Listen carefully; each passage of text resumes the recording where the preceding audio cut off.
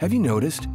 Whenever you see a commercial for ham on TV, it's often set in the countryside, with a nice family and a rustic backdrop. And the ham is always pink.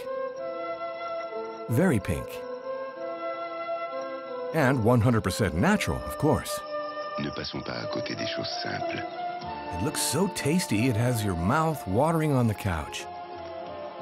Well, that's the point. But what if, behind this pretty pink, hid one of the biggest health scandals of our era?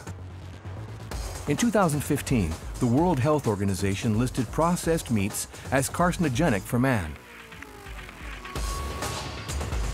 We decided to investigate the ingredients used by the giants of the food industry. It can induce DNA breaks, mutate cells into sort of pre-cancer cells. We discovered that to impede or halt regulations on certain additives, food industry lobbies have been working in the shadows for decades. You have to understand that the industry is a money-making business, so they're very risk-averse. They're not going to fund a study that is bad for their business. Ça ressemble pas mal à ce que faisaient les industriels du tabac, c'est-à-dire qu'ils payent des scientifiques pour dire le contraire de ce qui est vrai. At the heart of this strategy of influence are the scientists who collaborate. Did the meat industry pay you for this? I received some compensation for my time as well as the others. How much? I am not going to say. And the scientists who are targeted. Basically, we're trying to shoot me down or discredit me. I mean, that's what shoot down means scientifically. These efforts to go after the scientists and to discredit the scientists is a key element of a much larger strategy to just gum up the entire policy-making process. Between intimidation, lies, and manipulation, we will uncover proof of a worldwide strategy where hitting below the belt is allowed. Leave now! Get the fuck out of here! Feeling hungry now? Then it's time to eat. Tonight, you are our guests. To find out how ham is made, we visited a factory. Oui, Lucie, bonjour. Oui, c'est moi. Tu peux m'ouvrir, s'il te plaît? Merci. Welcome to Fleury Michon, one of the market leaders in France, and one of the few to play the card of transparency. The ham on your supermarket shelves starts out like this. Big lumps of pork meat.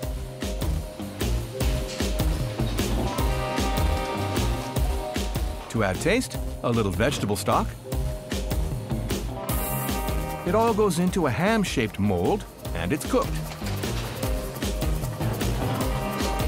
And the result?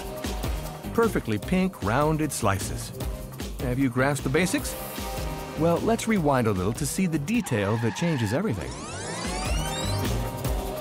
To obtain this fine ham, there's another very important step. You have to inject the meat. A machine with a dozen syringes injects a liquid into the lumps of pork meat.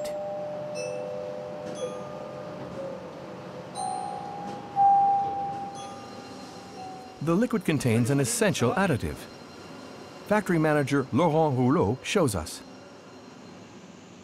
These yellow sacks contain a mixture of salt and sodium nitrite, the additive E250. Le sel nitrité sert à assurer la conservation du jambon, à lutter contre des germes pathogènes et aussi de donner la couleur et le goût caractéristique de la charcuterie. Il va agir en donnant une coloration rosée, en fait, à la charcuterie. In fact, he's telling us that the pretty pink of our ham isn't natural at all. It's thanks to sodium nitrite. This additive fixes the pink of the meat during cooking. Otherwise, ham would be the color of roast pork. That's why food industrialists can't do without it, as a processed meats producer would confirm. Le nitrite, c'est vraiment ça. C'est vraiment pour la couleur, parce que, je vous dis, le jambon doit être rose, la crème doit être rose, elle doit pas être brune, parce que sinon on va me dire qu'elle est pas fraîche ou qu'elle est, etc. Donc, en clair, je cuis une viande, ça donne un jambon gris. C'est ce qu'il faudrait faire. C'est ce qu'il faudrait faire. C'est Pourquoi quelque vous chose. faites pas du jambon gris?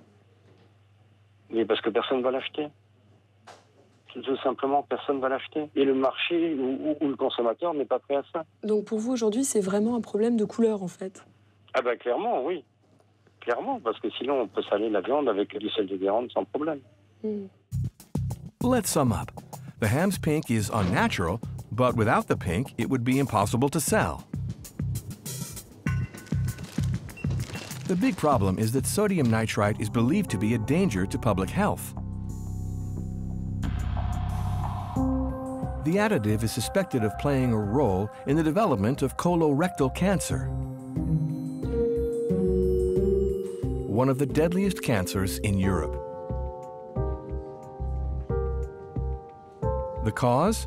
A phenomenon that takes place during digestion. It's chemistry, but we'll make it simple. You swallow a piece of cured meat. You think you're peacefully digesting it, but what you don't know is the nitrite molecules are reacting with the meat proteins, transforming them into very dangerous substances. Nitrosamines.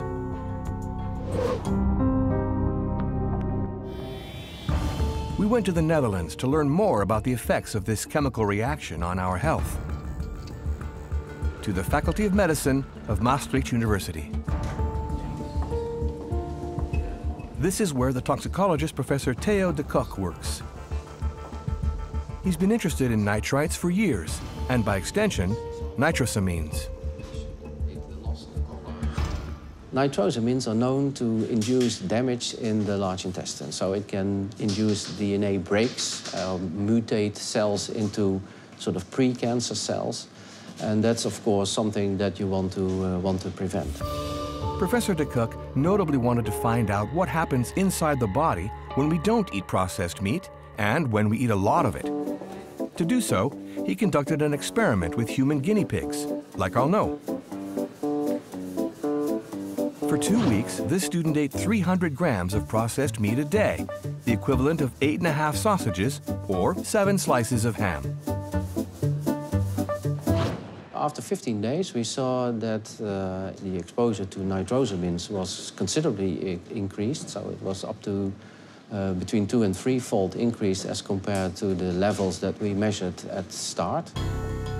The researcher measured the impact on the organism of this chemical mutation of nitrites into nitrosamines. In his lab, he tested the fecal water of big processed meat eaters like Arnaud.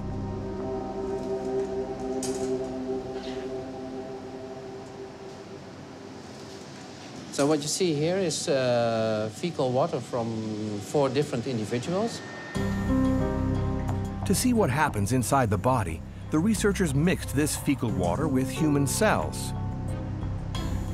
The white deposited in the test tube. Then they observed what happened to the cells. So you see that if you have no exposure, you see that everything is intact, so the material stays together. But if you are exposed to nitrosamines that induce breakages of the DNA, you see this comet tail appearing. So you see that here the damage is quite extensive. So the more damage you have, the more likely it is that a cell like this will eventually mutate into a pre-cancer type of cell. How long does it take for such a damage? Well, this damage can be induced relatively quickly. So in this assay, when we isolate the cells, and we only expose them for half an hour, and then you already see the breakage of these DNA strands. So that's how fast it can happen. And that can also happen not just in the lab here, but also in an intact human body. And if we stopped using nitrites, then what? That would make a difference of potentially several thousands of colorectal cancer deaths in Europe every year. That's huge. That's huge. Because colorectal cancer is a very frequent disease, already small changes in a cancer risk can have a big impact in a large population. Thousands fewer cancers, and therefore potentially fewer deaths, just by suppressing nitrites.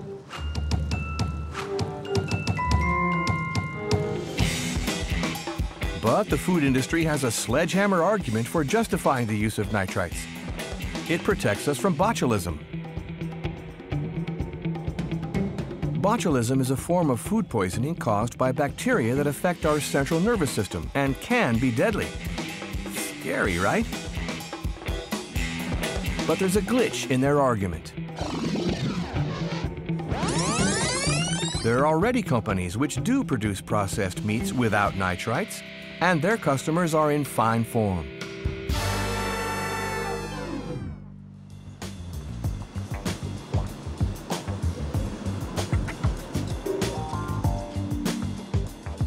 If you happen to be in Copenhagen, in Denmark, just after the Little Mermaid and the Quayside Promenade, pop into a supermarket, like we did. There you'll find cured meats without nitrites. And for those whose Danish has gone a bit rusty, it's uden nitrit. It's everywhere. You can easily recognize it by its color, more brownish than pretty pink.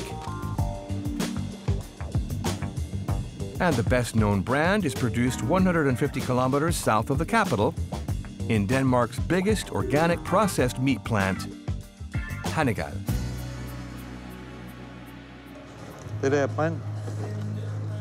The boss, a biochemist, started in nitrite-free cured meats 25 years ago. Since then, the Danish health authorities haven't registered a single case of botulism caused by processed meat.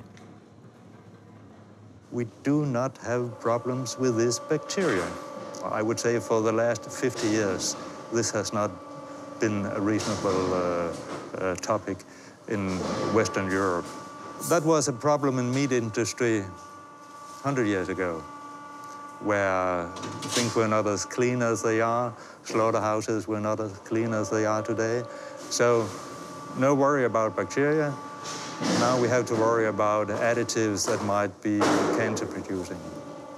And if they are not necessary for some very good reasons, we should not use them. For you, the cancer risk today is the main risk? That's the main risk today, definitely. And actually it has been so for 30, 40 years. Why do producers still put nitrates in meat? The main reason is that they are afraid that customers will not accept products which do not have the red color that they have been used to for many, many years. Hannigal is one of the few food industry companies to do without nitrites. And yet, experts have been ringing alarm bells for years.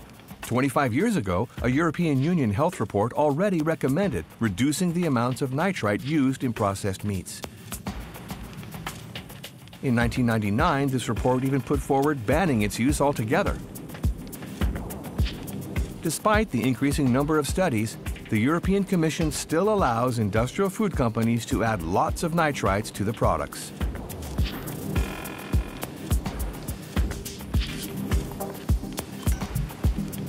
So we went to ask the Commissioner for Health and Food Safety, a former health minister in Lithuania, a few questions.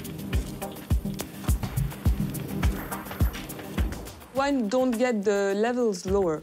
I would like to guarantee you that it is of course in the hands of institutions which are responsible to follow, to say, and to present to us final results. You know, it always takes time and responsibility. For over an hour, the Commissioner attempted to pull the wool over our eyes. In spite of all the reports by experts, which for 25 years have warned the authorities about the dangers of nitrites.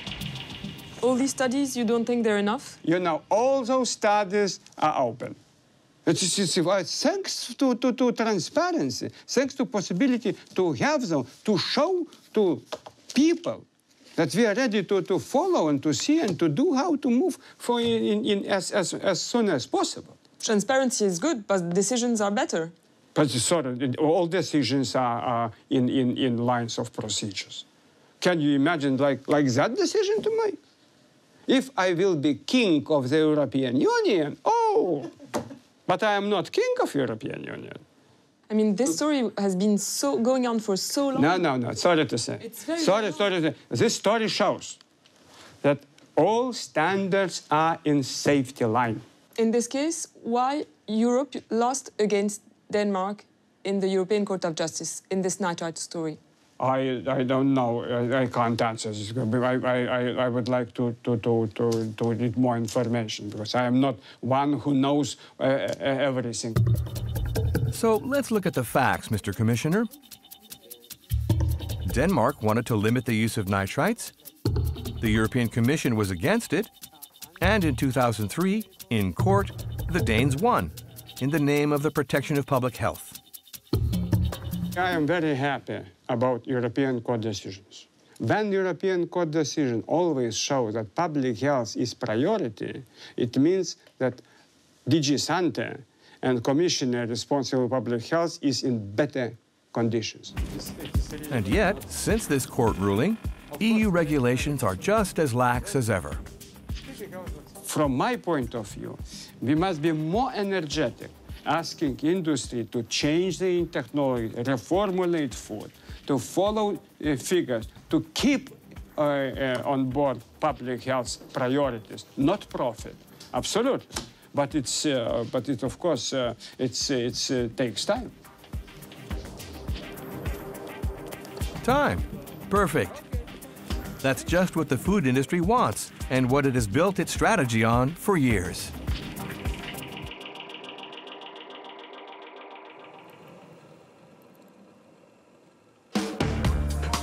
Because when it comes to nitrites, industrialists have been waiting out the clock for 40 years. 40 years of scientific manipulation, blackmail, and intense lobbying, so the meat business can carry on bringing home the bacon. And it all began on the other side of the Atlantic.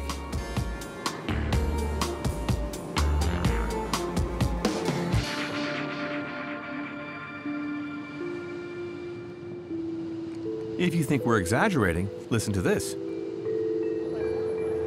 In the late 1970s, nitrite was almost banned in the United States, just after the publication of a large-scale study requested by the government. A relationship between cancer and nitrite was proved, suggested?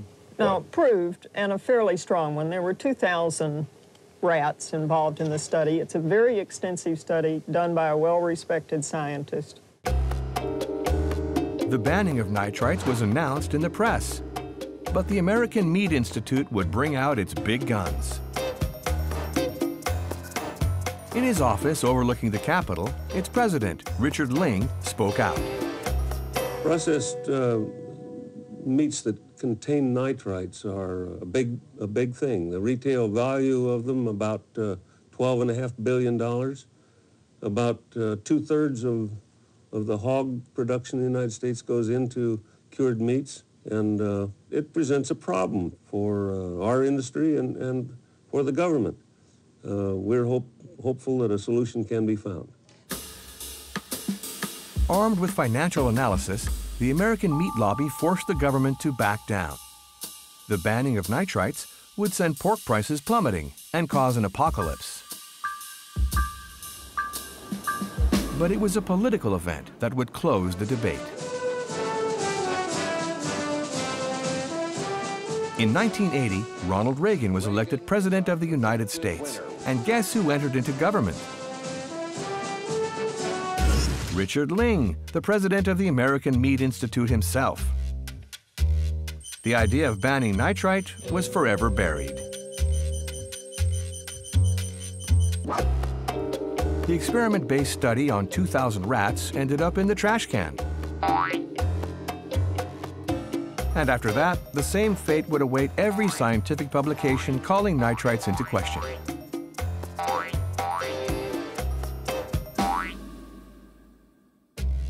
If you're wondering how the interests of industry can systematically win against what's at stake in public health, the following will enlighten you.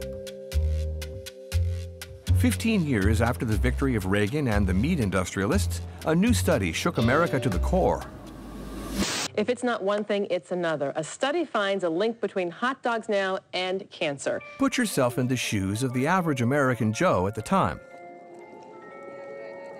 You and your family are eating hot dogs at the shopping mall or in the street just as usual. The effect was immediate. In a matter of days, hot dog sales fell by 8%. And given the size of the American market, that represented millions of dollars less for the food industry.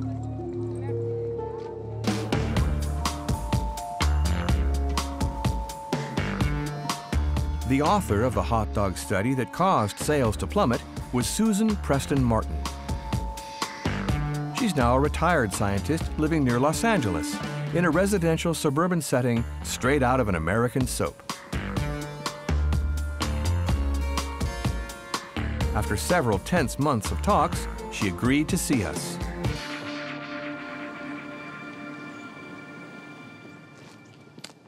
But we had to insist right up until the last minute.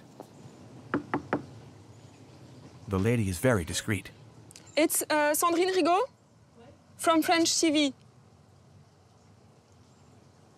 I don't know what you said. Mrs. Preston Martin? Yes. Yes, I'm Sandrine Rigaud from French TV. Oh, gosh. Hello. No, With her discoveries on processed meats, the researcher was the victim of a number of attacks. But she agreed to look back at her work, which showed a link between the excessive eating of hot dogs and certain rare cancers in children.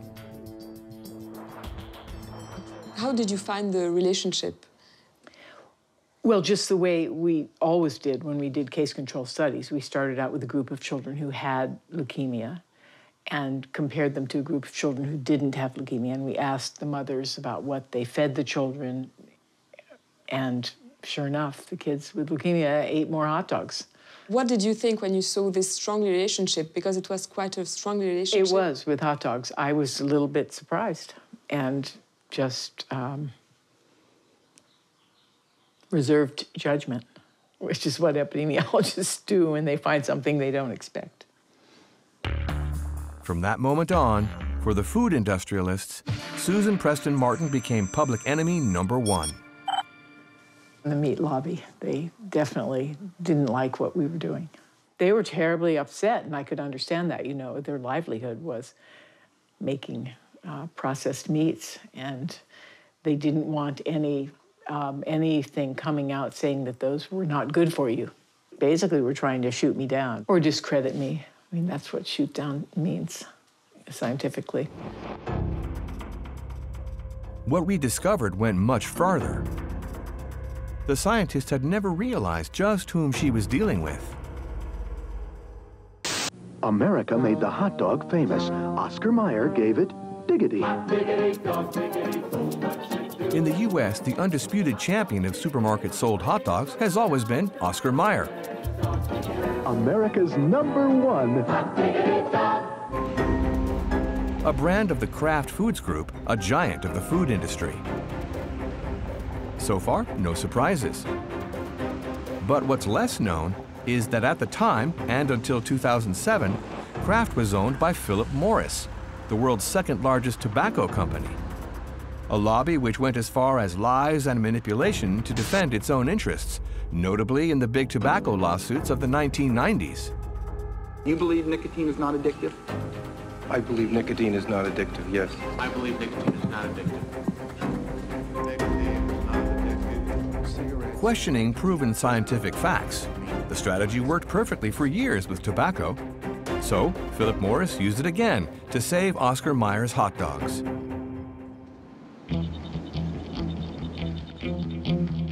To understand how the multinational manipulated science to defend its investments in cured meats, we headed to Northern California, to San Francisco.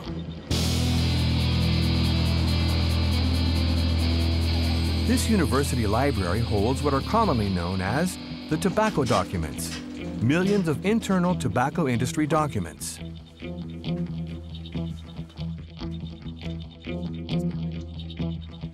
Our guide, Stanton Glantz, has spent his life unraveling the cigarette maker's strategies. Carton floor. He particularly remembers one phrase used by a lobbyist in 1969. Doubt is our product, since it is the best means of competing with the body of fact that exists in the mind of the general public. It is also the means of establishing a controversy. For him, everything is summed up in one word: doubt. And it was exactly like that, by creating doubt, that Philip Morris set out to discredit Dr. Preston Martin's study on processed meat and cancer in children. The proof is there, in the vast database of the tobacco documents. By typing Susan Preston Martin, you get hundreds of hits. And all in the Philip Morris file. The researcher's name crops up regularly in the titles of memos, letters, and internal reports. The multinational believed her study on hot dogs would reopen the debate surrounding nitrites from the 1970s. So it paid scientists to go through her work with a fine-tooth comb in order to find any weak points.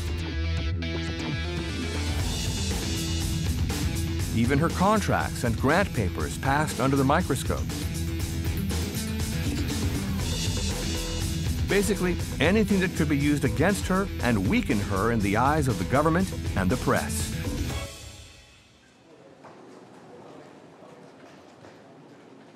Stanton Glantz only learned of this case through the documents we showed him. The approaches that they use to attack the person doing the research on linking cured meats with cancer were the standard things they do. One is to go through her work with a fine-tooth comb and find every little thing they could possibly complain about. And because the issues tend to be fairly technical, you know, if you're a politician, if you're a reporter, unless you're a highly specialized reporter, all you hear is, well, this person said there was something bad, and this other person said that they didn't know what they were talking about. And so these efforts to go after the scientists and to discredit the scientists is a key element of a much larger strategy to just gum up the entire policy-making process to the point where nothing happens. That translates into hundreds of billions of dollars of sales and profits for them. So the whole game is just to slow down.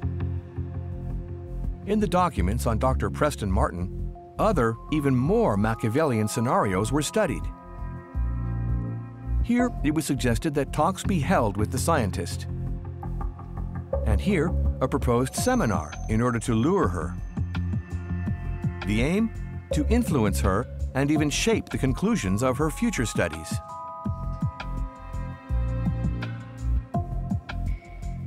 The common point of these documents? They all come from the same lobbying firm, Multinational Business Services, Inc., already hired by Philip Morris to contest the effects of passive smoking on health, and headed by a certain Jim Totzi, a master of influence.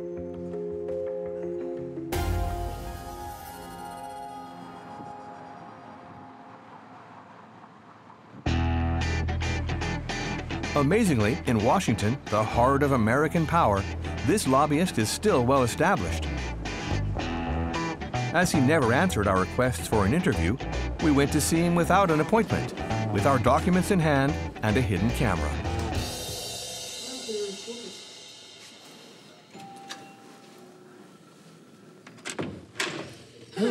Hi. Hello. I'm looking for Mr. Jim Totzi. Yes, he works here. Who are you with? I'm a French journalist. I'm working for France 2, and I'm working on the lobbying. Do you have an appointment?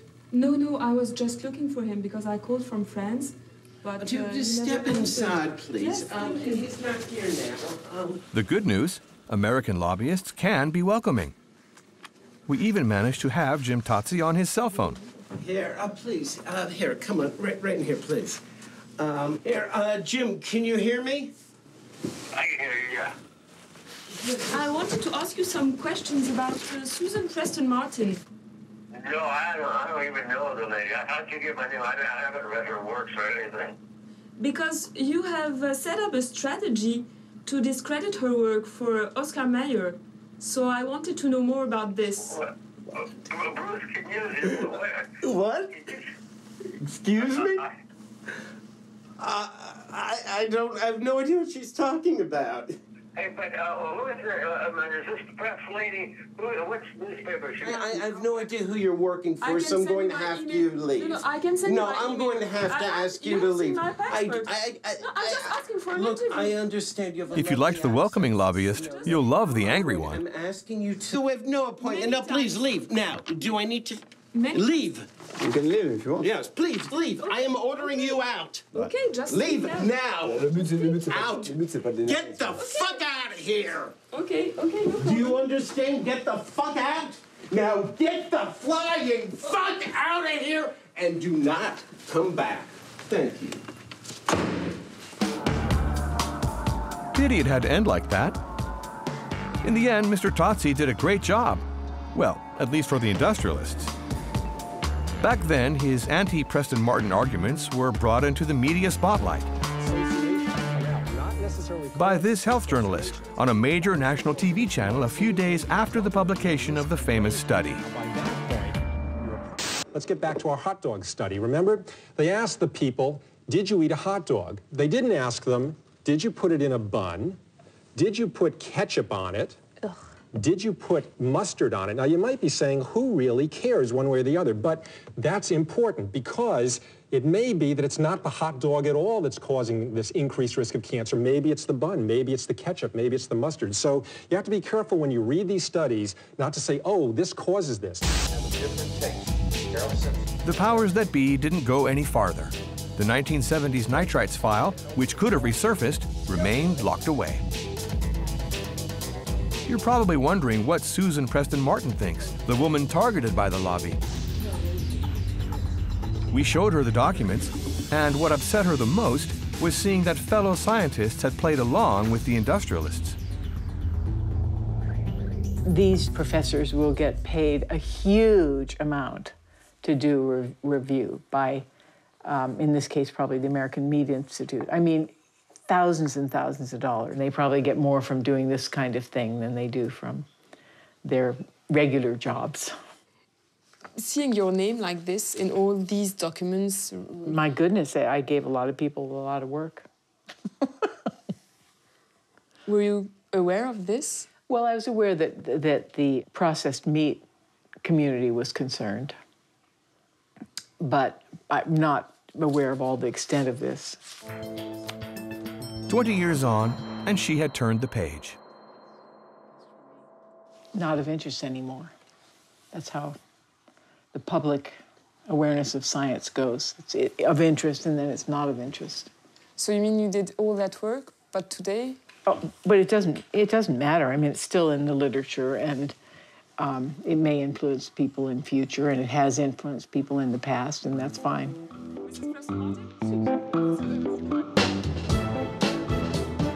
But another scientist involved in the case has enjoyed a much more flourishing career.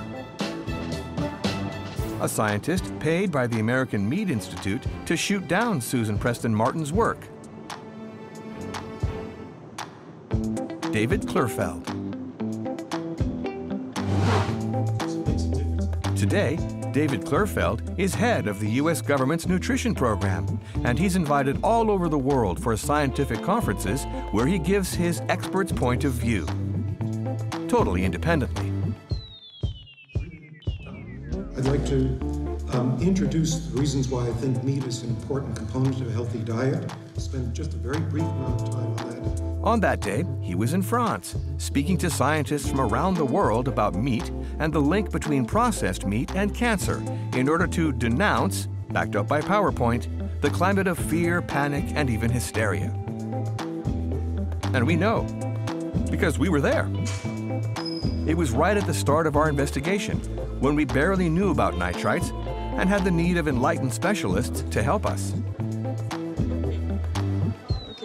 So there are new reviews published this year that say nitrite is not harmful, and others that say it is harmful.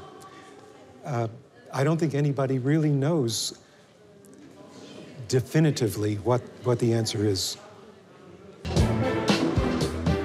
A few months after this handshake, when we had learned more about the industry of doubt, bells started ringing. So we took advantage of our trip to America to ask him for another interview. Only this time, with a lot more cards up our sleeve.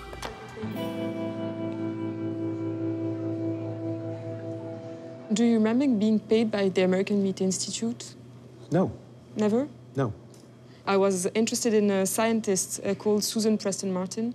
Yes. Do you know her? I know who she is. I do not know her personally. Do you remember writing a paper on her? Yes. For the American Meat Institute? No. I found this, and it was prepared for the American Meat Institute. Okay, this is something different, yes. This was done 20 years ago, roughly. So I had forgotten about that. Do you remember how much you were paid for this evaluation? No, I do not. As I said, it was 20 or 25 years ago. You didn't know when you were working for the American Meat Institute that Philip Morris was owning Oscar Mayer?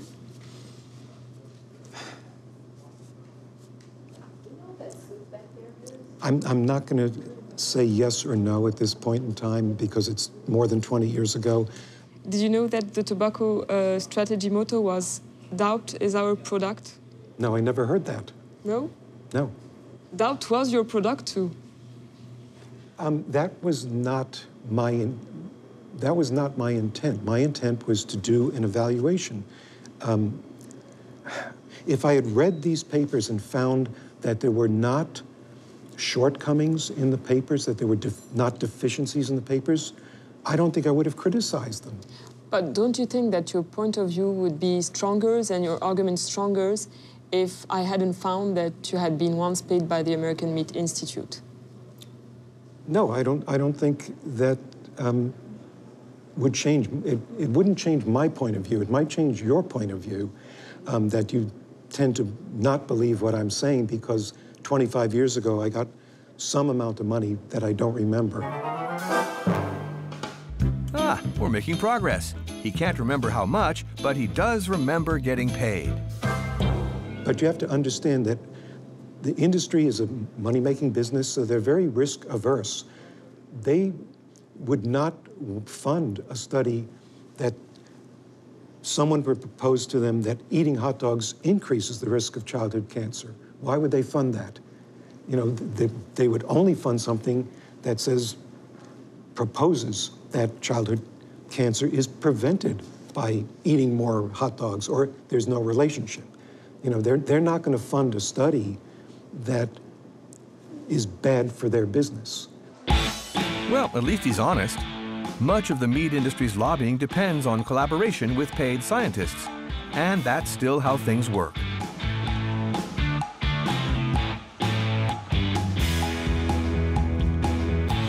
During a conference on processed meats and cancer in Lyon, a French scientist confirmed it.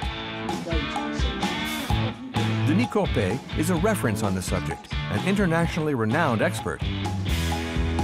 He speaks and acts casually and doesn't balk at telling us how things work at scientific events. Il y a des gens, je me dis, c'est pas possible, quoi. Ils veulent vendre leur soupe. C'est des bons scientifiques, mais ils disent, oh, bah, les nitrites, ça devrait être une vitamine. Le gars, il te prend un truc qui est un poison, en théorie, et il te dit, oh, faudrait qu'on le classe comme vitamine. Dans les congrès sur le cancer, il y a systématiquement, au premier rang, 2-3 mecs en costard-cravate qui posent des questions, qui disent, ah, mais en fait, est-ce que vous avez pris en considération tel truc? Ah, mais en fait, vous dites ça, mais un tel a dit le contraire. Donc, bon, bah, nous, scientifiques, on n'a aucun doute. Mais t'es journaliste, t'es là, tu dis, bon, bah, finalement, le gars, il montre un truc, mais il y a des gens qui disent le contraire, donc c'est 50-50. C'est pas 50-50, c'est 999 contre 1, et ce 1, il est payé par l'industrie. Voilà, il y a des gros enjeux. Hein. Je suis peut-être un peu parano, hein, mais je crois pas.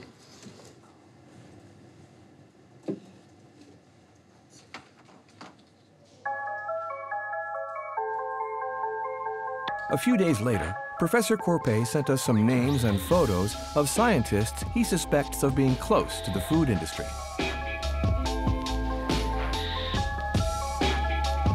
Among them, 2 Americans he came across at a conference on meat and cancer. Andrew Milkowski and Nathan Bryan. As we checked out these scientists' profiles, we discovered a document which should certainly never have been on the web. An internal report issued by the American Meat Institute. It lays out the strategy for influencing the decisions of high-profile organizations.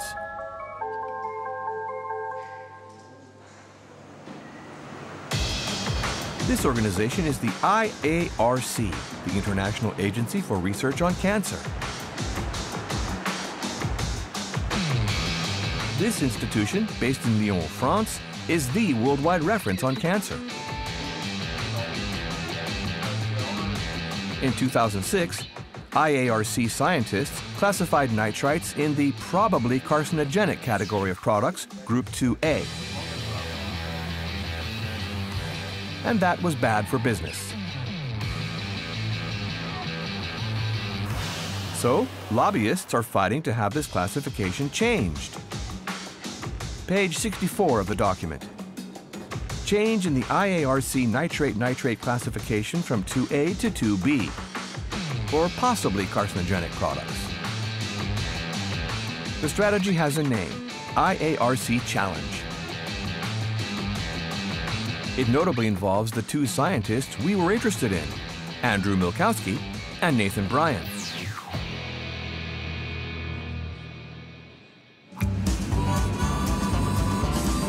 Armed with our brand new file, it was time to set off to meet the meat sector's heavyweights. Welcome to Nashville, Tennessee, the capital of country music, and notably the hometown of Johnny Cash. It's here that the American Meat Institute is holding its annual conference. In this huge building, to be precise.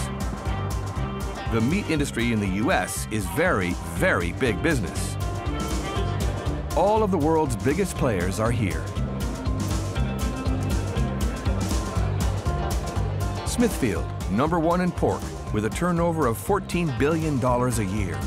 Cargill, the giant with $33 billion a year in food alone. And Tyson, the all divisions record holder. This year we'll make, with all of our divisions, between beef, pork, poultry, and prepared, between $37 billion and $40 billion in revenue. So it's a small company? Very small company. Un peu. We checked. It's over $41 billion. After half an hour, we spot a face in the crowd that rings a bell. That woman there, tasting nibbles at every stand. That's right, page 92 of the IARC Challenge document. Here, with the short hair, the American Meat Institute's Senior Vice President of Public Affairs, Janet Riley. Excuse me, please. Sorry. Hello. Are you Janet Riley? I am. Yes, hello. I'm Sandrine Rigaud. I'm working for France 2 on processed meat and cancer, and I have a question about the document I found. It is this document. Do you know it? I'm sorry, who are you with? I'm working for France 2. Okay, and I don't see you registered here. No, actually, I wasn't registered, but I have some important question. Okay, could you give me your business card? Yes, of course. Okay. I have my journalist card. Just a question. I wanted to know, what do you know about the EARC challenge? You know what? The EARC challenge here. Turn off the camera until I know what I'm doing. But it's about nitrite and cancer. Thank you. No, this is mine. Okay. Sorry. And I wanted to know. Okay, so much for our interview. Why is he with you? Why are you recording? Having been escorted outside. This is my press card. Okay. And been ordered to show ID, we try one last time. It's France 2. It looks like what tobacco industry did for decades. That's your opinion. That's your opinion. What we're doing is providing science-based, peer-reviewed evidence that our products are safe. And that's all I'm going to say right now. But are you paying those scientists? I know you've got that camera rolling, don't you? Luckily, for such cases, we always have a Plan B. On the list of IARC Challenge scientists, there was one who agreed to see us.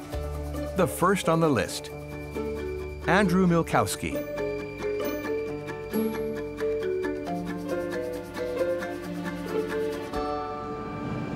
We head to Madison, Wisconsin.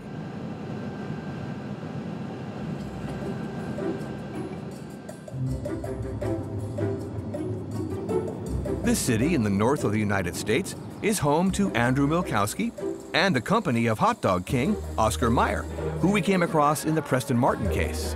America's #1. The scientist worked for this company for 30 years. He now teaches at the university. But he doesn't hide his proximity to the American meat lobby. Presented with our IARC challenge documents, he acknowledges everything, or almost. So did the meat industry pay you for this? I received some compensation for my time as well as the others. How much? I am not going to say. I don't know, thousands or tens of thousands of dollars? Small amounts. Small amounts? Can we have an idea? No. No? Defending nitrite seems to be a very big thing for industry. Looking for substitutes has been attempted and was a total failure. Something as chemically simple as nitrite and as unique as nitrite, having a substitute has not been possible to anyone's ability. But if there is a small risk of getting cancer, don't you think it's important to try to find a solution? That is where we disagree, because I do not believe that that risk is true. You think there is no risk at all? I think the risk is unquantifiable and unknown if it indeed exists. On hearing that, we pulled this expression. So for Andrew Milkowski, the colorectal cancer, the hundreds of studies on the dangers of nitrites, none of it exists. Off you go, nothing to do with it.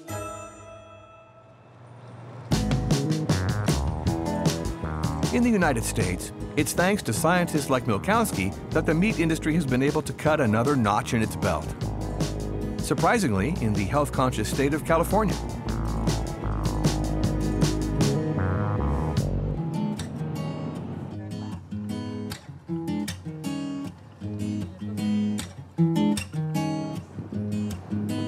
This imposing building is home to the state cabinet-level California Environmental Protection Agency.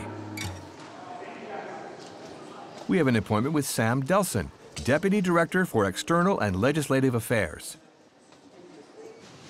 He'll show us a document that doesn't exist in any other American state. Hello, Michelle. Long time no see. Hi, Sam. Hello? Sandrine? So this is the list of all the agents? It's a list of substances judged dangerous to man by the state of California. To do business here, manufacturers are banned from using these substances, or they are obliged to warn consumers.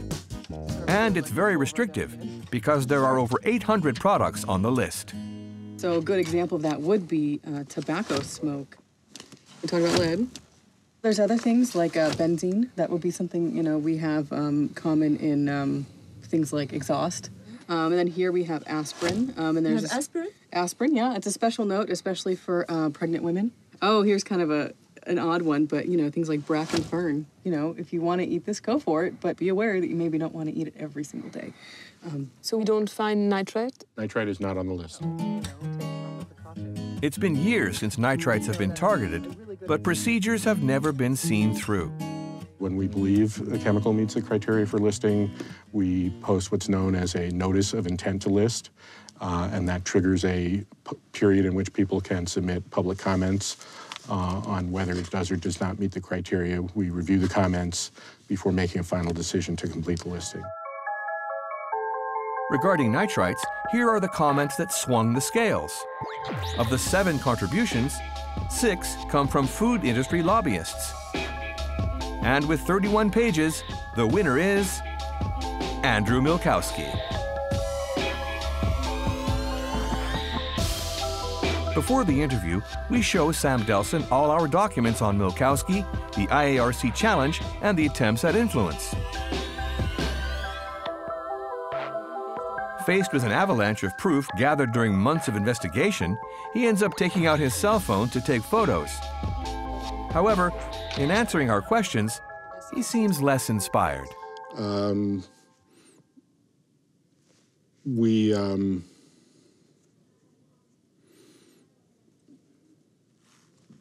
It's their business if they think that they can influence a decision beyond the science, but we let the science do the talking. Do you think it might happen that sometimes you are manipulated by the industries? We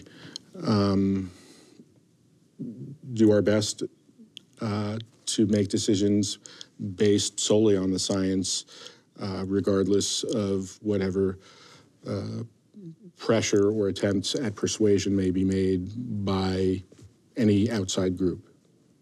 Okay. California will re-examine the dangers of nitrites, but not before next year.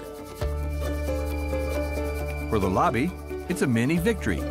Time gained and profits not lost. In Europe, a new study on nitrites was expected in December 2015.